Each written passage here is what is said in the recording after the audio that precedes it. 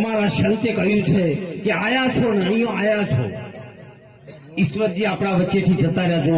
એક દિવસ ફોટો બની તમે હું વળગી જવાના, ફોટો બની જવાના હો. ફોટો બનો એ પહેલા આ કાયા પાસેથી આ શરીર પાસેથી કામ લઈ લેજો. ફોટો પણ કાયમ નથી રહેવાનો, એનો કલર 4 મહિને ઉડવા માંડે છે. અને પછી નવી વહુ આવે એ તો એમ કે આ ફોટો હોય છે મિલ જાઓ પેપડે.